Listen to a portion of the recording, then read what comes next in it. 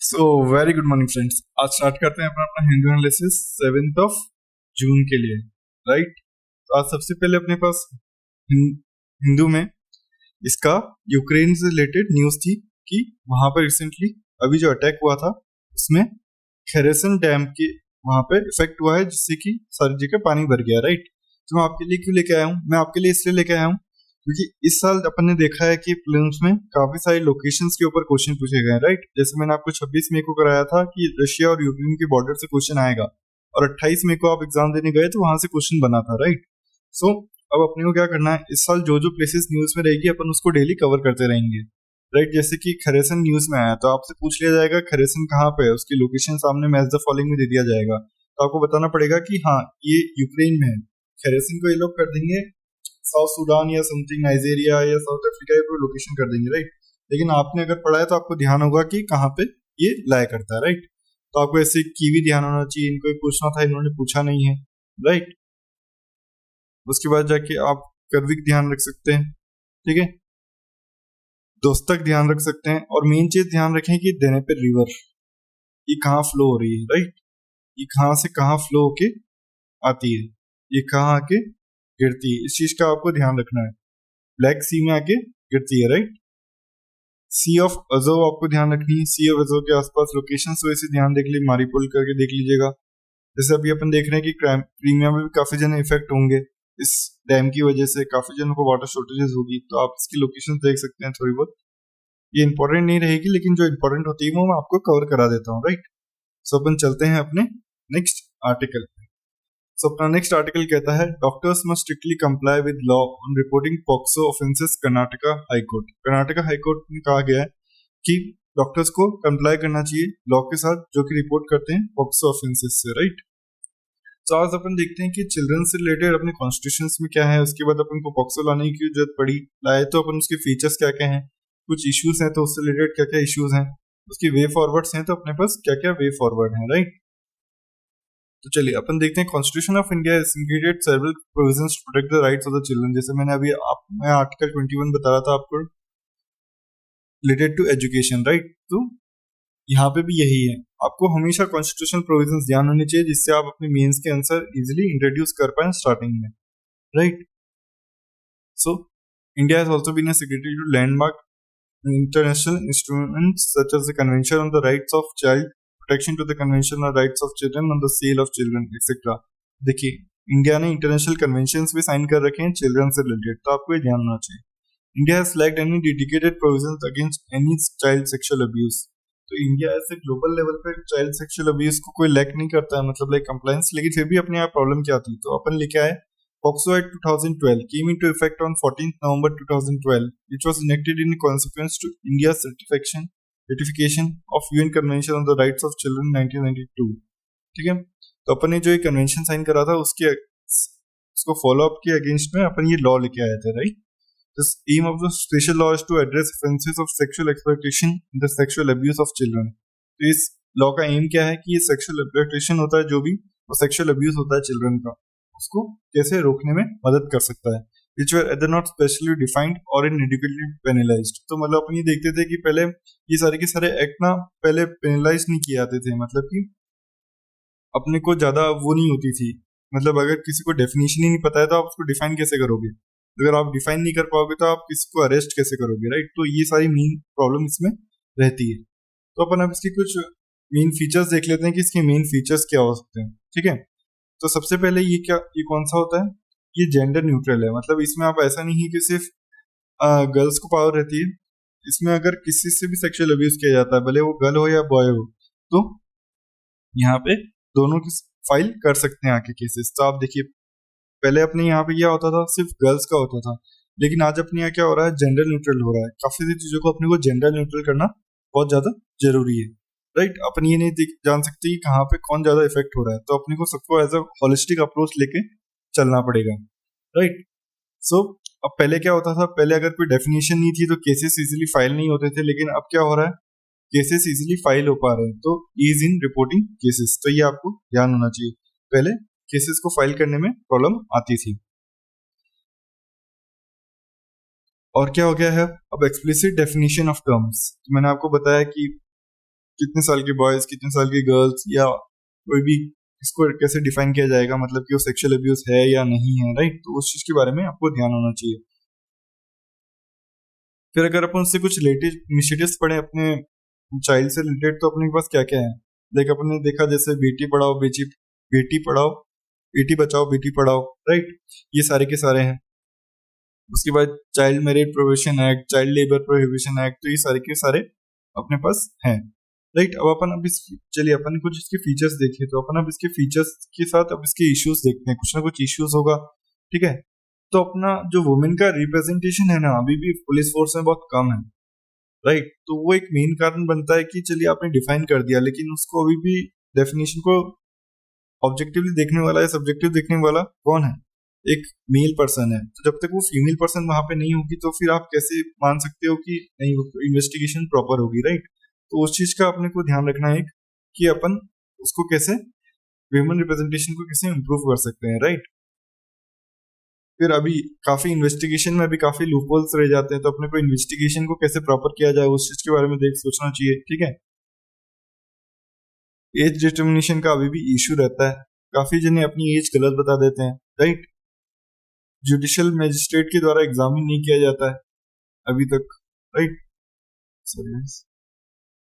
तो वो एक इशू अपने लिए क्रिएट होता है, राइट। उसके बाद अपन ये देखते हैं कि डिलेज रहता है फाइलिंग ऑफ चार्जेस में, ठीक, केसेस को।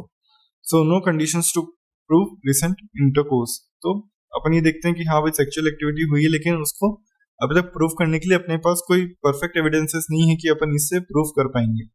अपन अपने सीरीज में, काफी वेब सीरीज में देखते हैं कि हाँ इससे अपन प्रूव किए जा सकते हैं, लेकिन एज अगर अपन ग्राउंड रूट लेवल पे देखें तो अपन वो देख सोच सकते हैं कि ऐसी फैसिलिटीज अवेलेबल हैं क्या चेकअप्स के लिए, राइट। तो अपने को ये ध्यान होना चाहिए। चलिए, तो अपन ने कुछ इश्यूज देखे, अब अपन इसके वे फॉरवर्ड्स देखते हैं कि अपन वे फॉरवर्ड्स में क्या क्या हो सकते हैं, राइट। तो अपन ने देखा था सबसे पहले कि वुमेन रिप्रेजेंटेशन कम था, तो अपन वुमेन रिप्रेजेंटेशन को यहाँ पे बढ़ा सकते हैं, राइट। जैसे कि अपन इन्वेस्टिगेशन प्रोवाइड करा सकते, मतलब उनकी जो ट्रेनिंग इन्वेस्टिगेटिंग ऑफिसर्स हैं उनको ट्रेनिंग प्रोवाइड करा सकते हैं, स्पेशल कोर्ट बना सकते हैं पॉक्सो के लिए, राइट। उसके बाद जाके एडुकेट रिसोर्सेज स्टेब्लिश कर सकते हैं, ठीक है। टाइमली मेडिकल एग्जामिनेशन कर सकते हैं, राइट। तो इन सारी चीजों को अपने को ध्यान रखना होगा। तो इसके लिए इतना ही था। आज अपन थोड़ा सा पब्लिक अवेयरनेस क्रिएट कर सकते हैं, ये भी आप एक पॉइंट लिख सकते हैं, राइट। ये सारे के सारे पॉइंट आप अपने मीन्स के आंसर्स में लिखें तो आपका आंसर्स इजी एंड अच्छा बनेगा। तो अपन चलते हैं अपने नेक्स्ट टॉपिक पे। सो अपना नेक्स्ट टॉपिक कहता है 500 districts in the country are free of manual scavenging, ministry report. तो मिनिस्ट्री की रिपोर्ट है कि अभी अभी कुछ ऐसे डिस्ट्रिक्ट्स हैं जहाँ पे मैनुअल स्कैवेंजिंग से काफी जनों को फ्री कर दिया गया है, मतलब कि ऐसे डिस्ट्रिक्ट्स जो बिल्कुल मैनुअल स्कैवेंजिंग से फ्री हो गए हैं। तो आप सोचिए कितनी बड़ी रिपोर्ट है, अपने लिए कितना मायने रखती है। जैसे मैनुअल स्कैवेंजिंग हर साल यूपीएससी क्वेश्चन पूछता ही है, राइट। तो अपने को उस चीज के बारे में ध्यान होना चाहिए। So what is manual scavenging? Manual scavenging is defined as the removal of human excreta from public streets and dry latrines, cleaning septic tanks, gutters and sewers. तो जब भी आपको मैनुअल स्कैवेंजिंग के बारे में डिफाइन करना हो तो आप ये सारी की सारी चीजें इजीली लिख सकते हैं। India banned the practice under the Prohibition of Employment Manual Scavengers in their Rehabilitation Act 2013। तो इंडिया 2013 में जाके एक्ट लिया आया था इससे रिलेटेड कि इंडिया को ये सारी चीजें प्रॉपर बैन करनी है, right. The act bans the use of any individually mainly cleaning, carrying, disposing or otherwise handling in any manner human excreta till its disposal। तो ये एक्ट क्या बैन करता है, कोई भी इंडिविजुअल जो क्लीन कर रहा है, कैरी कर रहा है या डिस्पोज कर रहा है, ठीक है, हैंडल कर रहा है कोई भी ह्यूमन एक्सक्रीटा को टिल डिस्पोजल, तो ये सारे एक्ट को ये बैन करता है, right. The act recognizes manual scavenging as a dehumanizing practices. तो ये आप ये एक्ट को उठा के सारे अपने पॉइंट्स बना सकते हैं मीन्स के आंसर्स में। लेकिन अपन ये देखते हैं कि चलिए ये सारे के सारे अपन ने पॉइंट्स बनाए, लेकिन अपने को ये देखना पड़ेगा कि हाँ अपन ने पॉइंट्स बना लिए, अब अपने को क्या लिखने पड़ेंगे, अब अपने को उसके रीजंस लिखने पड़ेंगे, स्टेप्स लिखने पड़ेंगे कि भाई अगर अपना इतना अच्छा लॉ था तो अभी तक अपन इसको रिमूव क्यों नहीं कर पाए, राइट। देखिए अगर अपन ने कुछ स्टेप्स लिए तो वो क्या रीजन है, राइट। तो अपन अगर इसके रीजंस देखें तो इसके रीजंस क्या है। एक तो सोशल इशू है, सोशल इशू काफी डिवाइडेड होता है कई बार कास्ट क्लास ये बेसिस पे, मैं आपको रिमूव कर देता हूँ। हाँ, तो कास्ट क्लास इनकम डिवाइड ये सारे बेसिस पे कई बार सोशल इशू डिवाइड हो जाता है, राइट।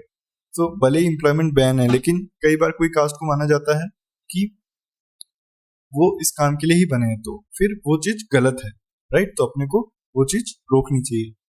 फिर आज अपन देखते हैं कि काफी जने क्या करती है, गवर्नमेंट आउटसोर्स कर देती है प्राइवेट एम्प्लॉयर्स को कई बार, लेकिन प्राइवेट एम्प्लॉयर्स अपना खर्चा नहीं करना चाहते, तो वो एक इजी तरीका देखते हैं कि कैसे कम एक्सपेंसिव में वर्क को किया जाए, राइट।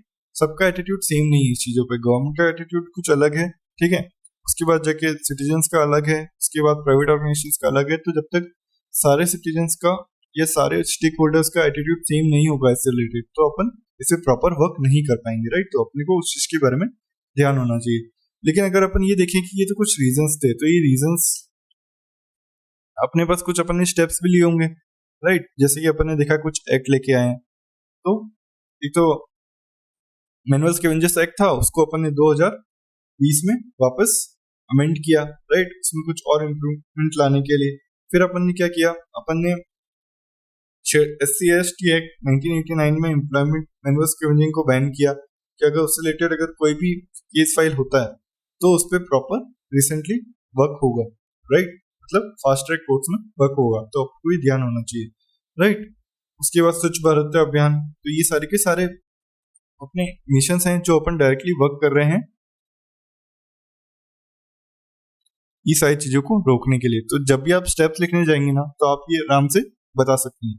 आप वे फॉरवर्ड में ये बता सकते हैं कि 15 फाइनेंस कमीशन में स्वच्छ भारत मिशन को एक टॉप प्रायोरिटी दी गई।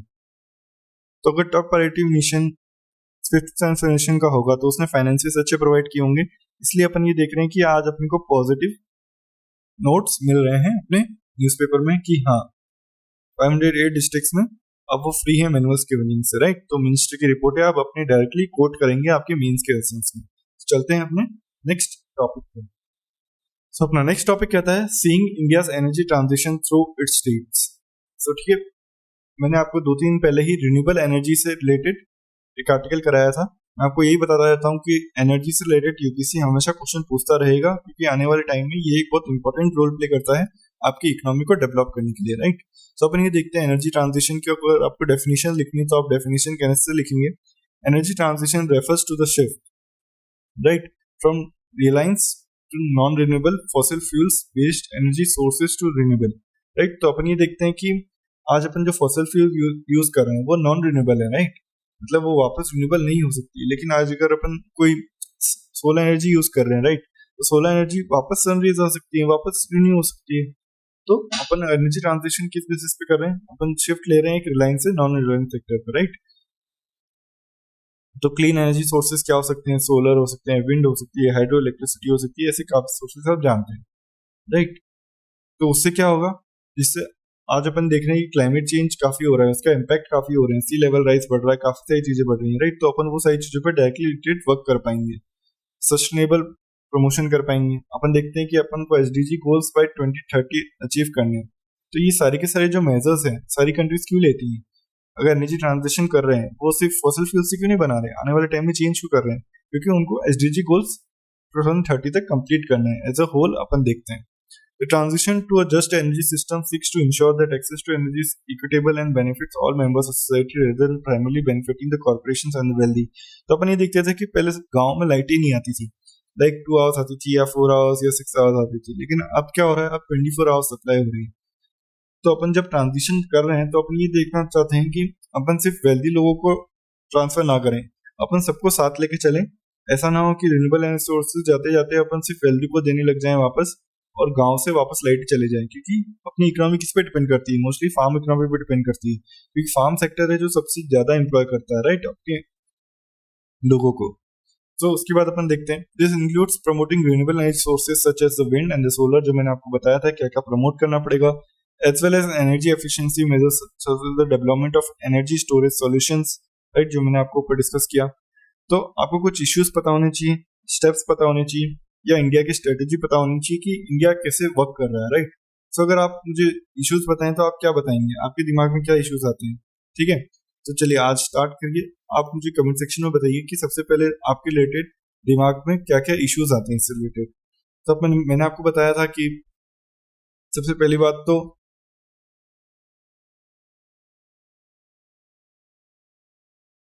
अपने यहाँ क्या होगा, फॉसिल फ्यूल्स अपन बहुत ज़्यादा यूज़ करते हैं, राइट। अपने यहाँ कैपेसिटी नहीं है इतना खर्च करने की अभी, तो अपन अगर यहाँ खर्च करेंगे तो वेलफेयर प्रोग्राम से अपने को कम खर्चा करना पड़ेगा। अपने लिए अभी भी कॉस्ट बहुत हैवी है, अपन रिन्यूएबल एनर्जी को अभी तक इतना नहीं ला पाए हैं कि कॉस्ट हैवी ना हो। अपने यहाँ एनर्जी इंफ्रास्ट्रक्चर अभी तक कम है, तो अपने को वो लाना पड़ेगा। अपन नेट जीरो टारगेट अचीव अपन नेट जीरो टारगेट अभी COP27 में बोल के आए थे कि अपन नेट जीरो टारगेट अचीव करेंगे बाय 2070। ठीक है, तो एनर्जी कंजर्वेशन अमेंडमेंट बिल आया 2022 में, तो अपने को वो ध्यान होना चाहिए, राइट, कि ये सारे के सारे स्टेप्स लिए जा रहे हैं जो गवर्नमेंट ले रही है इन सब चीजों को प्रमोट करने के लिए। ठीक है, तो अब अपने को क्या करना चाहिए, अपने को अब ये करना चाहिए कि अपने को कोल और रिसोर्सेज को कैसे अलाइन करके अपन चलें। वे फॉरवर्ड में आप लिखना चाहें तो आप डोमेस्टिक मैन्युफैक्चरिंग करें क्लीन एनर्जी की, तो आपको ये ध्यान होना चाहिए, राइट। तो आप एक्सेलरेट करें अपनी रिन्यूएबल एनर्जी की कैपेसिटी को, तो ये सारी की सारी चीजें आपको ध्यान होनी चाहिए, राइट। तो चलिए अपन चलते हैं अपने नेक्स्ट आर्टिकल पे। सो अपना नेक्स्ट आर्टिकल कहता है, will the WHO pandemic treaty leave out antimicrobial resistance? Just 3 years after the onset of a pandemic, it is understandable why member states negotiating the pandemic instrument have focused on preventing pandemics that resemble COVID-19. तो antimicrobial resistance UPSC का एक favourite topic है, आने वाले time में वो बिल्कुल इससे क्वेश्चंस पूछ सकता है। तो अपन देखते हैं एंटीमाइक्रोबियल रेजिस्टेंस क्या होता है। Antimicrobial resistance is the resistance acquired by any organisms like bacteria, viruses, fungi, parasites against microbial disease that used to treat infections. Like पहले एक दवाई आपके लिए वो काम करती थी, लेकिन अगर अब आप वो सेम दवाई चीज वापस को ट्रीट करने के लिए ले रहे हैं तो वो वर्क नहीं कर रही है, तो क्या कर रही है, अब रेजिस्टेंस प्रोवाइड कर रही है। It occurs when a microorganism change over time and no longer response to medicine, making infections harder to treat and increasing the rate of disease spread, severe illness and death. तो मैंने आपको जो बताया कि ये चीज को इसको बंद करना बंद कर देती है, जिससे कि ये डिजीज काफी स्प्रेड होने लग जाती है, इलनेस बढ़ती है, डेथ बढ़ती है, राइट। तो WHO ने क्या किया, WHO has identified one of the top 10 threats to global health microorganisms that develop antimicrobial resistance, sometimes referred to as superbugs। तो जो टॉप 10 में आते हैं ना, उसमें सबसे एक फैक्टर कौन सा है, एंटीमाइक्रोबियल रेजिस्टेंस। तो आप जो अपना मीन्स का आंसर लिखेंगे ना, तो आप डायरेक्टली इसको नोट करेंगे कि एंटीमाइक्रोबियल रेजिस्टेंस कैसे एक टॉप 10 में आता है। तो अपने को क्या पता होना चाहिए कि कुछ कंसर्न्स हैं, कुछ रीजंस है, कुछ चैलेंजेस हैं। तो इसका भी आप मुझे बताएंगे कमेंट सेक्शन में कि हाँ क्या क्या चैलेंजेस हैं, राइट। कि अगर कोई चैलेंजेस अपन उनको रीजंस क्या रिमूव नहीं कर पा रहे हैं, क्यों नहीं कर पा रहे हैं, राइट, तो अपन को ये सारी चीजें देखनी पड़ेगी। तो अपन सबसे पहले कंसर्न देखते हैं कि सबसे पहले तो ये मेडिकल एडवांसेस इतनी हो चुकी हैं, फिर भी अपन आज देख रहे हैं, सॉरी, मेडिकल एडवांसेस इतनी हो चुकी हैं फिर भी आज अपन देख रहे हैं कि ये अपने को कितना इम्पैक्ट कर रहा है, राइट। उसके बाद एक लाइफ थ्रेटनिंग कंडीशन हो जाती है इसमें, ठीक है, अपने एसडीजी गोल्स को इफेक्ट करेगा डायरेक्ट। अपन देखते हैं कि प्रॉपर हेल्थ सबके लिए एसडीजी गोल कौन सा है, आप मुझे कमेंट सेक्शन में जरूर बताएं, रिलेटेड टू द हेल्थ। मैं आपको एसडीजी गोल काफी बार करा चुका हूँ, राइट। फिर रीजन क्या है इसके स्प्रेड होने का, कि हाँ भाई एंटीबायोटिक कंजम्पशन काफी बढ़ चुका है ह्यूमंस में, राइट। जैसे कि अपन देखते हैं आजकल स्ट्रेस कितना वगैरह है, राइट, तो सेल्फ मेडिकेशन लेने लग गए हैं वो लोग, ठीक है। कल्चर एक्टिविटीज को रोका जा रहा है काफी, ठीक है। उसके बाद अपन ये देखते हैं कि फार्मास्यूटिकल इंडस्ट्री का पोल्यूशन कितना है, ठीक है, इन्वायरमेंटल पोल्यूशन कितना हो रहा है, राइट। सो अपने को ये चाहिए ध्यान होनी चाहिए। अगर आप इसका वे फॉरवर्ड लिखने जाए तो आप ये लिख सकते हैं कि हाँ इंडिया ने नेशनल हेल्थ पॉलिसी निकाली है, राइट, इस रिलेटेड वो वर्क कर रही है, उसके अंदर रिलेटेड उसमें काफी सारे चीजों को देखा जा रहा है, काफी सारे इम्पैक्ट्स को इंक्लूड किया जा रहा है। तो अगर आप लास्ट में जाके इसके चैलेंजेस लिखने जाए तो आप क्या लिखेंगे, इनएडुकेट इंफॉर्मेशन सिस्टम है, इनसफिशिएंट फंडिंग्स है, ठीक है। तो ये सारी की सारी चीजें आप लिख सकते हैं, ठीक है। काफी बार अंडर रिपोर्टिंग होती है, तो ये सारे के सारे प्रॉब्लम्स रहते हैं, राइट, जो आप अपने कमेंट सेक्शन में डायरेक्टली जाके बता सकते हैं। तो मुझे पता पड़ेगा कि आप लोग थोड़ा सा फॉलो अप भी इसको करते हैं या नहीं करते हैं, राइट। सो अब आने वाले टाइम में अगर इससे रिलेटेड कोई और आर्टिकल आता है तो अपन इसको जरूर कंप्लीट करने की कोशिश करेंगे, जिसमें अपन इसके चैलेंजेस थोड़े से वे फॉरवर्ड्स और थोड़ा सा इंक्लूड करेंगे कि इसको अपन और कैसे बेटर आंसर लिख सकते हैं, राइट। अगर ये इंपॉर्टेंट टॉपिक होगा तो किसी चीज को रिपीट करेगा ही करेगा। चलिए आज आपके लिए मैं मेंस का क्वेश्चन लाया हूँ। आज अपने एनर्जी से रिलेटेड क्वेश्चन है, do you think India will meet 50% of energy needs from renewable energy by 2030? Justify your answer. How will the shift of subsidies from fossil fuels to renewables help achieve the above objective? तो देखिए जो मैंने आपको mains का article कराया पूरा का पूरा उससे रिलेटेड क्वेश्चन है और 2022 में पूछा गया, जस्ट लास्ट ईयर। तो आप देखिए कि आपके मेंस के जो टॉप क्वेश्चंस बनते हैं वो डायरेक्टली एडिटोरियल से ही बनते हैं। Access to affordable, reliable, sustainable and modern energy is the SAARC union to achieve SDG. Comment on the progress made in India in this regard. देखिए एनर्जी कैसे एसडीजी को इफेक्ट कर सकता है। तो मैंने आपको ये बोला कि ये लोग एसडीजी से रिलेटेड क्वेश्चन पूछते रहेंगे। 2018 में पूछा था डायरेक्ट का डायरेक्ट क्वेश्चन, तो आपको इसको पढ़ के जाना है और अच्छे से पढ़ के जाना है। अगर इनसे क्वेश्चन पूछे तो आप इजीली उस चीज को सॉल्व कर पाए, राइट। सो आज के लिए इतना ही। आज अपने पास अच्छे एडिटोरियल्स थे, राइट। आपको पढ़ने में मजा आया होगा। आज आपको यहाँ से 2-3 क्वेश्चन मिल सकते हैं आराम से, लाइक जैसे मैंने आपको एनर्जी का बताया, ठीक है, एसडीजी बताया, एंटी माइक्रोबियल रेजिस्टेंस बताया। तो ये सारे के सारे टॉपिक्स आपकी यूपीएससी के फेवरेट टॉपिक्स हैं, तो इन पे अच्छे से पढ़ के जाएं, ठीक है। और अगर आपको इसकी पीडीएफ चाहिए तो आपको मिल जाएगी टेलीग्राम चैनल पे, जिसका लिंक मिलेगा आपको इस वीडियो के डिस्क्रिप्शन में, राइट। तो अपन ऐसे ही मिलते रहेंगे और एडिटोरियल्स के साथ।